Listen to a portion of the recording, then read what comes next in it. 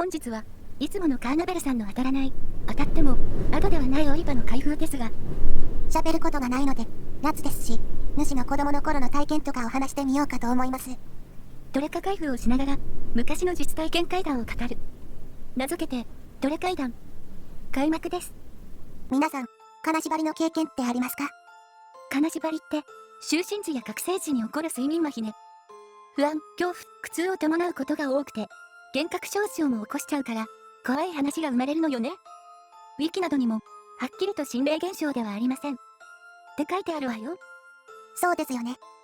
初めての時はすごく驚いて慌てましたが、本やテレビ高でそのメカニズムを知り、自分を落ち着かせて対処できるようになりました。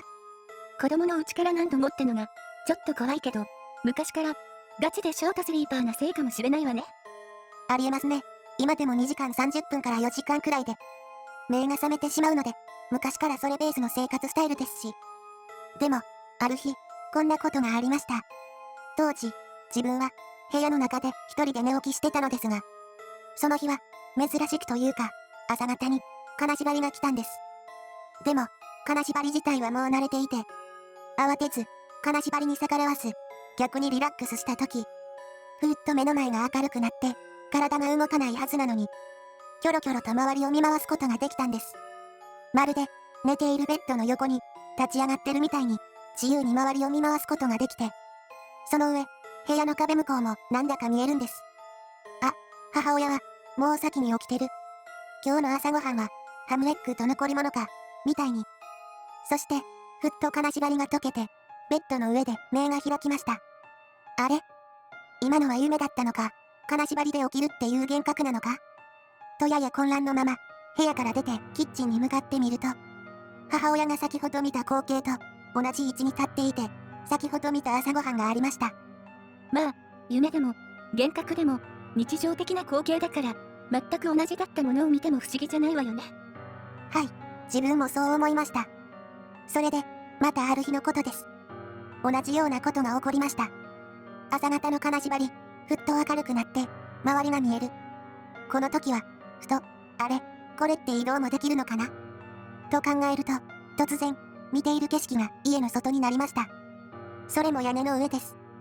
自分の足元に、家というか屋根があり、周りを見渡せます。すっご、飛んでるみたいだ。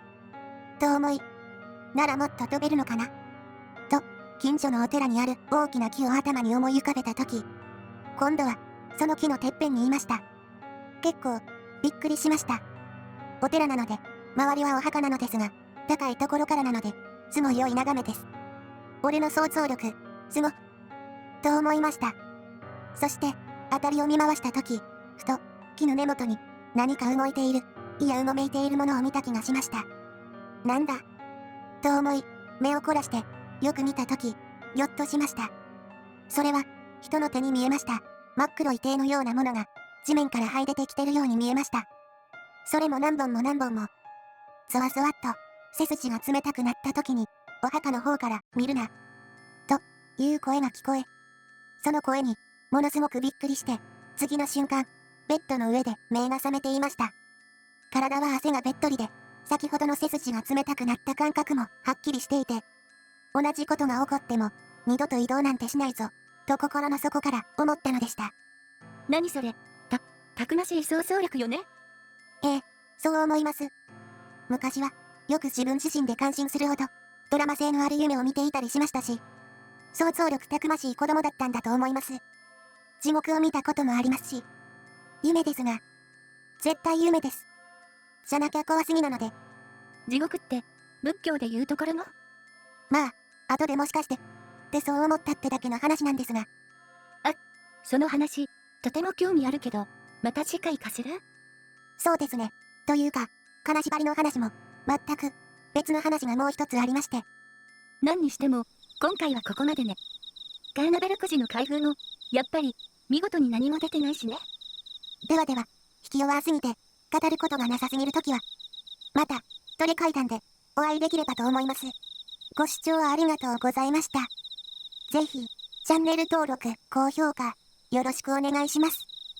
はぐれメタクロスチャンネルでした。